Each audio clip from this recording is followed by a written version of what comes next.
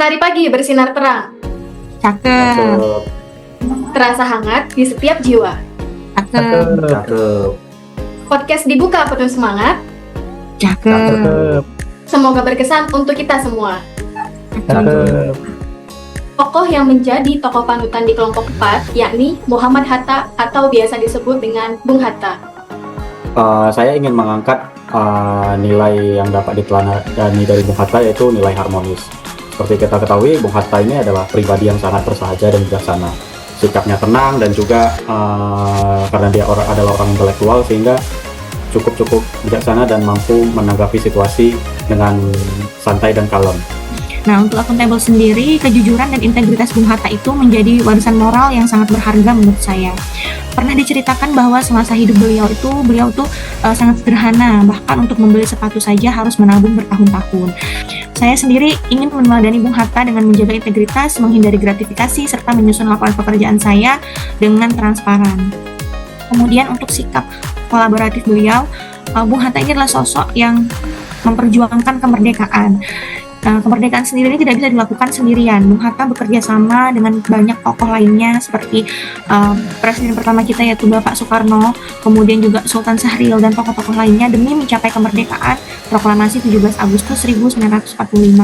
Saya ingin meneladani semangat kolaborasi dari Bung Hatta dengan membangun komunikasi yang baik dan saling mendukung demi keberhasilan suatu organisasi. Untuk berorientasi sendiri, seperti yang kita ketahui, seorang Bung Hatta adalah pemimpin yang menempatkan kepentingan rakyat di atas segalanya.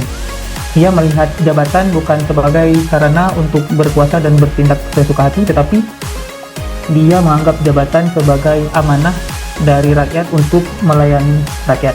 Tugas yang saya kerjakan harus memberikan manfaat yang positif tentunya bagi masyarakat dengan mengutamakan kepentingan publik di atas kepentingan pribadi saya.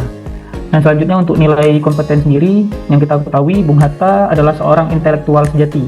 Ia menempuh pendidikan tinggi di Belanda mengenai ilmu ekonomi dan menyusun gagasan pembangunan ekonomi yang berpihak kepada rakyat, terutama rakyat kecil. Melalui nilai kompeten ini saya merefleksikan diri bahwa sebagai seorang ASN saya harus terus belajar dan mengembangkan diri saya untuk dapat nantinya memberikan pelayanan yang lebih baik kepada masyarakat. Saya ingin menambahkan yang tentang adaptif, karena belum ada yang membahas poin tersebut. Jadi adaptif dari Bung Hatta itu yang saya dapat teladani bahwa beliau itu mampu menyesuaikan diri dengan berbagai perubahan zaman, sehingga strategi perjuangannya juga disesuaikan dengan kondisi sosial politik yang berkembang, namun tetap berpegang pada prinsip keadilan sosial. So, kita harus adaptif terhadap setiap perkembangan teknologi, regulasi maupun tantangan baru. Aplikasi berakhlak cukup juga karena sebelum ada akronim berakhlak itu Bung Hatta sudah ada begitu kan, dan sudah diterapkan dalam kehidupan. Salah satunya adalah yang sudah dijelaskan tadi sudah banyak, dan salah satu yang terakhir itu adalah loyalitas Bung Hatta terhadap negara kan.